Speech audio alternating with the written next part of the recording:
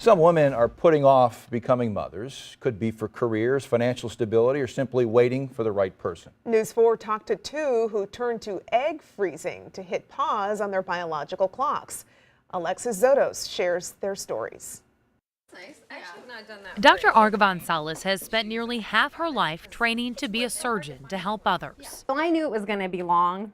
Undergrad, medical school, a PhD, residency, and then a fellowship at Washington University. 18 years of putting her career first. Well, I always thought I would have kids. I always thought I would be married. It's a similar story for Danielle Frew. Nursing I've always had a passion for, and I've always had a passion for being with babies. Dr. Salas is 38, Nurse Frew is 34. They're both single, and both know they want to have a family. Some days it was kind of challenging, working in that area when you're helping a mom, deliver and being there in that time of joy, and that's not where I was personally. And it's hard. Which is why both turned to egg freezing. Freezing eggs sometimes is an attempt to protect your future and have a little bit of a backup.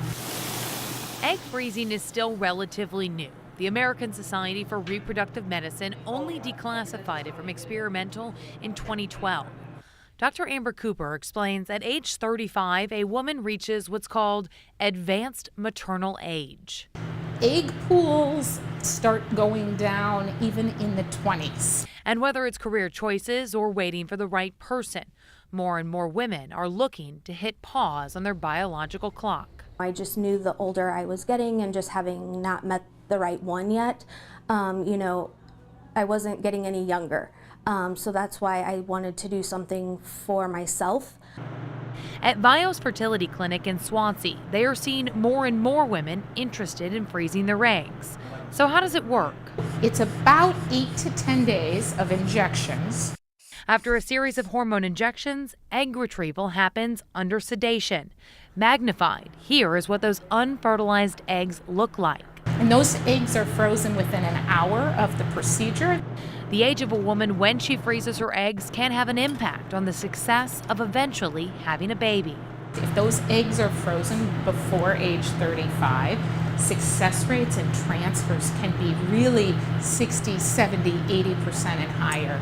For years, though, most women turning to egg freezing were in their early 40s, late 30s, like Dr. Salas. Everyone around me has these beautiful families, and I think that was why I dragged my feet even more, which was to my detriment. Even as a doctor who knows what happens to a woman's body as she ages, she waited. I think part of that was not wanting to acknowledge to myself what I perceived as a failure. Now she wishes she had started looking into the process earlier. I'm a big believer in knowledge is power. One of the things you can do is a simple blood test. I'm showing you right here. This is what's called an AMH test. And that tells us about sort of what our current egg pool is from a quantity perspective. Now, that test is not perfect. That test does not tell us can we get pregnant, yes or no. But it does give us an idea of what that egg pool is. That test is what prompted Danielle to undergo 2 cycles. I now have 20 eggs frozen, which is very exciting. But it doesn't come cheap. Each cycle can be upwards of $10,000, plus more for the hormone treatments. Each vial was about $400. For Danielle, that meant taking out a loan. It's just like paying a car payment, it's another payment, but this is something that I wanted to do. Some companies like Apple and Facebook will pay for the procedure for female employees, but cost is one reason it's simply not an option for most women. It's also an expense that won't guarantee a family. You're protecting the choice to have children at a later age. It's never a guarantee, but it's a very sort of powerful thing. The research and data is incomplete, according to the American Society for Reproductive Medicine, because the process is still so new. Researchers warn it may give women and couples a false security about their ability to have children in the future. Dr. Salas has now attempted 2 cycles to freeze her eggs.